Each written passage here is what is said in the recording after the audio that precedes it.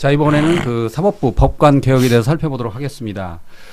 지금 민주당이 검사의 파면을 가능하도록 지금 개정 중인데 추가로 이제 판사도 징계를 강화하겠다 뭐 그런 내용입니다. 네. 우리가 잘 아시다시피 국가 공무원은 최대 파면까지 가능하고 검사는 검사 징계법에 따라 파면이 아닌 해임까지만 가능합니다. 그런데 더 놀라운 거는 법관은 최대 1년 정직에 불과합니다. 그러니까 법관은 견책, 감봉, 정직이 전부예요. 그러니까 아무리 나쁜 짓을 저질러도 판사는 진짜 다 이렇게 도망갈 구멍이 있는 거잖아요. 예. 예, 그래서 지금 민주당에서는 이거를 법관 징계법을 더 강화한다라고 이렇게 법을 개정하려고 하는데 어떻게 보십니까? 그러니까 애초에 그런 제도를 만들어 놓은 취지는 정치 권력의 압력이나 위협에 굴하지 말고 예. 제대로 소신을 지켜서 독립적인 판단과 결정을 해라라는 게 원래 취지였거든요. 예. 근데 그게 그런 제도적 보장이 무용지물이 되고 오히려 본인들의 잘못을 가리는 쪽으로 오용돼 왔다라는 게 지금 여러 번 드러나지 않았습니까? 그러니까 예.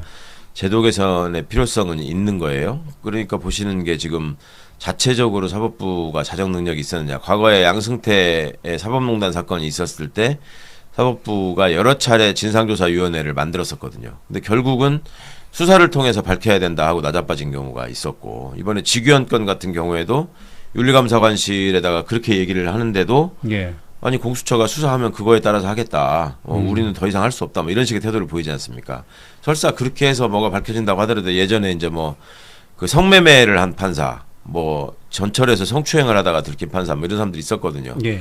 그리고 보통 일반 공무원들 같으면은 바로 파면됐어야 될 사안인데도 지금 말씀하신 그런 한계 때문에 미적거리는 일이 있었고 더군다나 판사 출신들이 헌법재판소에 가가지고 또 장악을 하고 있다 보니까 탄핵을 하기도 되게 어려운 거예요. 예. 거기서 소위 말해서 끼리끼리 봐주는 식의 어떤 그 생각이 작동하는 거 있는 거 아니냐라는 의심을 받고 있기 때문에 이런 국민적 의혹이나 불신을 해소하기 위해서라도 이 법관징계법을 강화할 필요가 있다. 그리고 그 징계 사유에 해당하지 않는데 억지로 무슨 힘을 동원해가지고 징계하려고 한다면 그거에 대해서 대대적인 저항이나 반격이 일어날 수밖에 없는 지금 사회 구조 또 민주화의 진전이 우리 사회에 있었지 않았습니까? 예. 그러니까 이번에 소위 검사장들이 그런 난동을 벌이는 것도 그런 점들을 알기 때문에 하는 거잖아요. 예. 그러니까 이런 시대적인 변화, 그 다음에 그간에 보여온 행태들을 감안해가지고 제도 개선의 필요성은 이미 충분히 국민들 사이에서는 납득돼 있는 상태라고 보입니다. 이번에 그 이성윤 의원이 국정감사 때 한 질문인데 그 법원에 그 성매매로 징계를 받은 판사가 근무하고 있느냐라고 물어봤어요. 예. 그랬더니 법원장이 아무 말도 못해요. 예. 그래서 그 내용을 봤더니 그 거론된 판사는 그 서울 강남의 한 호텔에서 조건 만남 앱을 통해서 여성에 돈을 주고 성매매를 했다는 거예요. 그런데 정직 3개월 처분을 받았다고 합니다. 예. 이걸 어떻게 이해해야 될지. 아니 그러니까 징계로서는 그게 지금 제일 높은 예. 거다 뭐 이런 식으로 얘기를 할 텐데 예예. 정직도 뭐 3년도 아니고 3개월이 3개월. 예. 뭡니까? 와. 그리고 또 하나는 뭐냐면요. 이것도 이성인 의원이 말한 건데 그 지역 판사가 지역의 한 변호사로부터 그 아들 돌 반지, 현금 그리고 배우자 향수 등 370만 원 상당의 그 금품을 제공받았다고 합니다. 그런데 그 담당 판사는 뭐라고 그랬냐면 자기 와이프가 그 지인 변호사 아들에게 악기를 교습해주고 레슨비를 받은 것이다. 그래서 재판을 비롯한 직무와 무관하다라고 지금 버티고 있나 봐요. 예. 그러니까 이제 법원장이 징계를 못 한다는 거예요. 이거 정말 이걸 보면서 저도 참 황당하던데 일반 그 회사 개인 회사 직원 같아도 이거 바로 거의 잘릴감입니다. 이거. 글쎄 말입니다. 예. 그러니까 이들이 얼마나 자기들만의 울타리를 쳐놓고 성역 속에서 살아왔는지 예. 보여주는 거고 이게 이제 그만큼 우리나라가 이 민주화가 됐다고 하지만 아직도 어두운 구석이 얼마나 많이 남았는지 이런 것들을 보여주고 있는 거죠. 저는 그 최근에 그 검찰 그 법원 등을 보면서 야, 이 검사와 판사가 그동안 이렇게 예? 정말 대접받고 제멋대로 살았구나. 최고위층이고 멋대로 살았구나.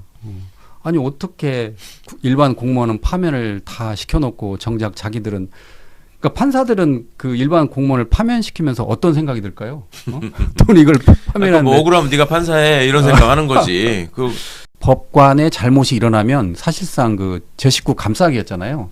이번에 그 법사위 국감 때 나온 그 최진수 윤리감사관 혹시 보셨나요? 그건 판사 출신인데요. 네. 그분 보통이 아닙니다. 민주당이 아무리 뭐라고 그래도 느긋해요, 정말. 그러면서 별거 아닌데 왜 그러냐고. 그래서 이제 그 지규현 그 부장판사 룸사롱 의혹에 대해서 지금 170만 원을 법카로 썼다는 거 아니에요? 거기에 대해서도 그 최진수 윤리감사관이 판사 출신인데 별 문제가 아니라는 거예요. 분노를 해야죠. 어떻게 그게 별 문제가 아닙니까? 아니 그래서 지금 민주당이 그러면 대법원의 윤리감사관을 법관 출신으로 하자 그런 겁니다. 이번에 할 때는 지기현 판사의 그런 문제들 이런 것들이 뜨뜻미지근하게 그냥 끝나버릴 뻔한 거잖아요. 예. 그 부분에 있어서 뭐가 문제지? 들여다보니까 사법부의 결국에는 감사, 감찰 이런 기능들이 매우 솜방방이었다라는 것이 드러났고 그러니까요. 예. 실제로 그냥 문제가 되고 사회적으로 반짝 관심 받을 때는 좀 뭔가 일을 하는 것 같다가 이제 이슈가 잦아들면은 그냥 유야무야 되는 이런 부분에 있어서 분명히 결국에는 뭔가 내부에서 자정작용이 안 된다 그러면 제3의 독립된 그리고 이해관계가 전혀 없는 이런 사람들이 객관적으로 그 상황을 바라봐야 된다. 그래서 원래 윤리심사위원회나 뭔가 감사, 감찰 이런 위원회는 정말 그 조직과는 독립돼서 제3의 눈으로서 객관적으로 그래야죠. 해야 되는 거고 위원 구성도 마찬가지입니다. 그렇게 해야 되는 건데 그동안 사법부, 사법전의의 구현이 안 됐던 하나의 그런 장애물이 이런 감사관에 대한 문제 분명히 있었던 것 같다는 생각이 들고요. 이번에 지기현 판사의 그 부분은 공수처가 압수수색 들어갔더라고요. 예. 그래서 얼마나 이 부분을 지금 공수처에서 제대로 들여다볼지 그것도 한번 지켜볼 필요가 있는데요. 아니 그 사법부에서 결국에는 지기현 판사에 대해서 판단을 못하고 그냥 유예시켜버린 이유는 우리가 제대로 검증도 못했고 조사도 못하고 결국에는 이게 공수처에서 수사하고 있기 때문에 그 결과를 지켜볼 필요가 있다라고 하면서 약간 발 뒤로 물러난 거잖아요. 예. 오히려 이럴 때 적극적으로 조사하고 수사하고 문제 제기에 대해서 소명을 할 수 있는 계기를 만들었으면 사법 체계가 그래도 나름 자정작용이 돌아가는구나 라고 하면서 사법개혁에 있어서의 그런 필요성이 일부는 조금 잦아졌을 수도 있는데 오히려 더 들끓는 계기가 된 거 아니냐라는 생각을 하게 됩니다. 지규현 부장판사 지금 떨 수 있어요. 조금 전에 말씀하신 것처럼 그 압수수색이 처음으로 지금 발표가 됐잖아요. 그 택시 앱이라고 하더라고요.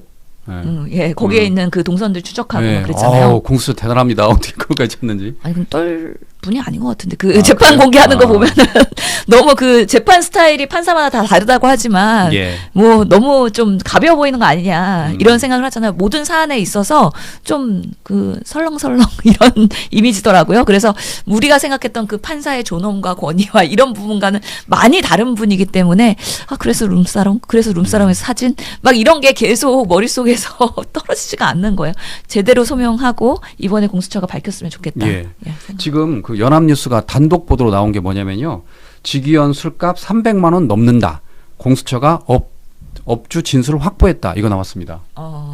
이게 금액에 따라서 또 이게 수위가 달라질 수 있는 부분이기 때문에 이게 명확하게 팩트 조사하면은 사건이 은폐되고 축소되려고 했던 노력들에 대한 정황들이 분명히 나올 수가 있거든요.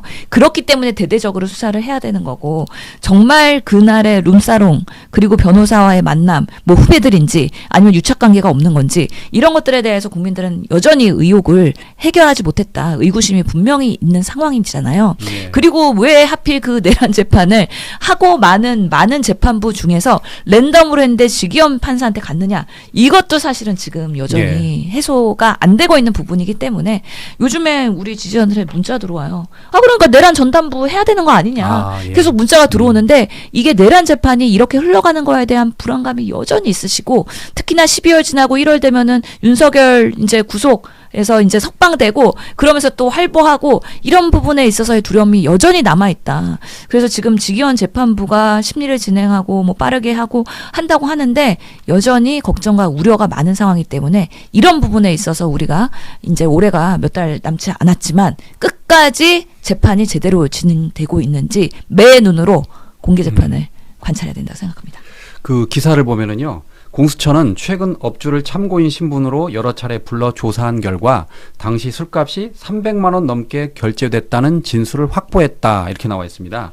그리고 추가로 뭔 내용이 나오냐면 대법원은 당시에 술자리 결제 금액이 1인당 100만 원 이하이기 때문에 문제 삼기 어렵다라고 했는데 이번 공수처 결과는 수사는 이와 배치되는 진술이다. 그래서 지규현 판사가 떨 수 있습니다, 이제. 아니 근데 이것도 그때 100만 원 미만이니까 문제가 안 된다는 것도 그때 되게 웃겼어요. 중간에 왔던 사람, 뭐 중간에 빠졌던 사람 이런 것들 머리수를 막 축소하면서 예.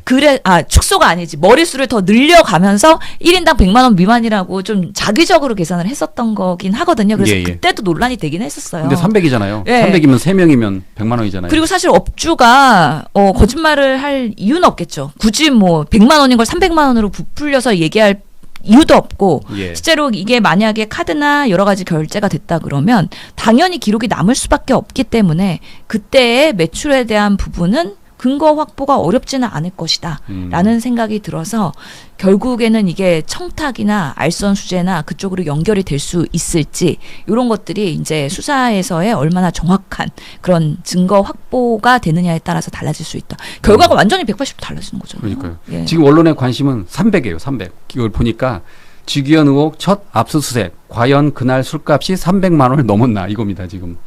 이렇게 되면 이제 지규현 판사 진짜 떨 것 같습니다. 예, 지금 인재야 제대로 된 검증이 들어가고 있는 것이고 말씀하신 것처럼 사법부에서의 감찰 과정에서는 아무것도 드러난 것도 없고 사실 당사자가 와가지고 하는 하소연에 대해서만 정상 참작한 것 같은데 인재 제대로 된 수사권이 발동되고 있는 거 아니냐. 그렇다면은 지기현 판사가 지금 재판을 중재하고 판사로서의 존엄을 유지할 수 있느냐. 예. 이런 부분과도 연결되는 매우 중요한 이슈이기 때문에 계속해서 단독 기사가 계속 나오기를 기대해 보겠습니다. 예. 자, 다음은 그 김민석 총리와 오세훈 서울시장의 갈등이라고 해야 할까요? 이걸 한번 살펴보도록 하겠습니다. 최근 그 한강버스하고 그다음에 종묘